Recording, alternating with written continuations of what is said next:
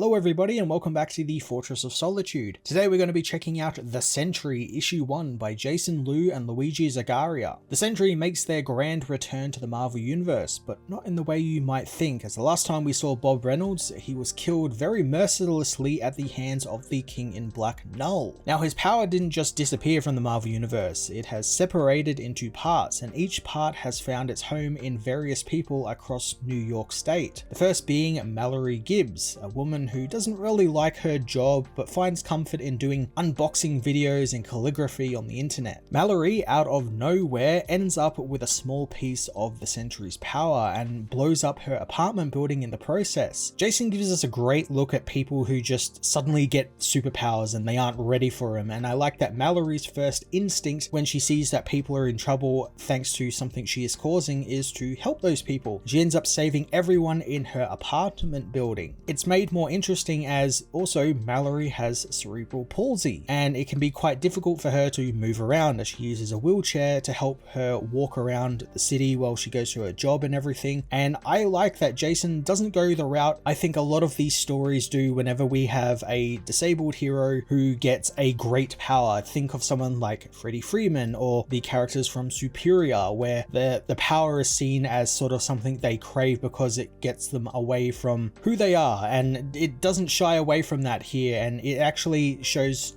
that the power that Mallory gets is kind of a horrifying curse, as she doesn't know what's happening to her. It's all very scary, and so to make sure no one gets hurt from her powers and from her, she ends up throwing herself onto the moon to hide out. The next person to get some of the Sentry power is Farhad Ananad, a mutant who doesn't seemingly have powers. Instead, he suffers from more visual mutations, like he has larger legs and a slightly bigger nose and very bigger features than normal people, making other people he sees during his day job as a delivery person fear that he is a mutant, and it makes people look down at him, so much so that he actually just tells them that he is an inhuman. So also he can just get rid of the stigma of being a mutant, since mutants are hated right now in the Marvel Universe. On top of that, he is also an Indian immigrant to America, so while dealing with mutant haters, he also has to deal with the racism that is pretty inherent in America, even from his own friends. After he gets the Sentry powers and ends up kind of exploding the basketball court they're on, they have this moment where they thought the quote-unquote safe mutant who was their friend isn't so safe and that they might have to take him out.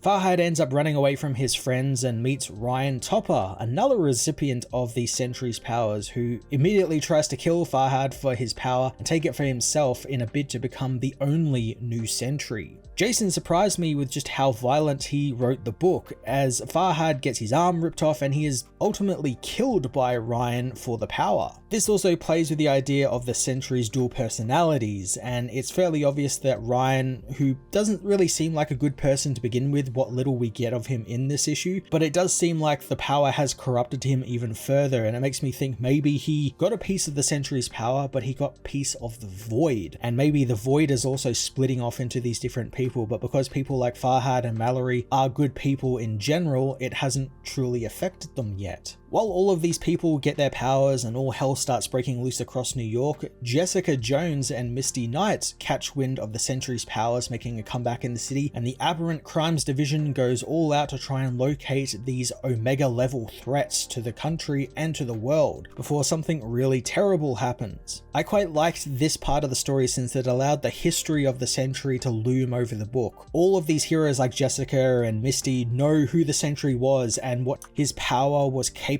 of doing, and know what an absolutely devastating threat it would be to the entire world, maybe even the entire universe. So I liked getting their angle of them frantically searching the city for these people to determine who they are and if they are a viable threat. Luigi Zagaria joined the book as the artist, and I believe this is the first time I've seen Luigi's work, and I gotta say it's pretty good. I really liked the way he was drawing all of these characters and made them all look unique and different with their powers. I also liked how he visualized which sort of powers they were going to be getting or going to be using, with these great flashes of the past Sentry and him fighting like the Hulk or ripping people in half, and all of these different elements from the past Sentry books is being used here really well, both in the script and visually on the page thanks to Luigi's work. It's also really violent. As I said, Jason really made the script quite violent, and here Luigi doesn't shy away from that. We get to see Farhad's arm get just completely ripped off, there's blood everywhere, and then he gets immolated by Ryan. It's really quite brutal and very fitting for a Sentry book, and I'm looking forward to seeing what he does in the upcoming issues. The Sentry issue 1 is off to a very cool start. I like the idea that the Sentry's power is now something that can be passed down to unwilling people, as well as the cast of characters that they are being passed to. I think it's a really neat cast full of really diverse and interesting characters. It had some really great surprises with the death of one of the characters who was actually featured quite heavily in the marketing of the book, so I like that swerve there for the first issue to sort of set the tone for everything. And I'm really excited and invested to see what is these people's connection to Bob Reynolds and the Sentry of the past. I'm going to give this issue a 9 out of 10, so definitely check it out. And if you aren't too familiar with the Sentry, it doesn't really seem to matter since they're going to be going over quite a bit of his history through these books and through these characters, so you'll be all caught up. And really the only thing you need to know is that the former Sentry died at the hands of Knull, and even that's explained in this book, so you can go in blind and still enjoy it much like I did.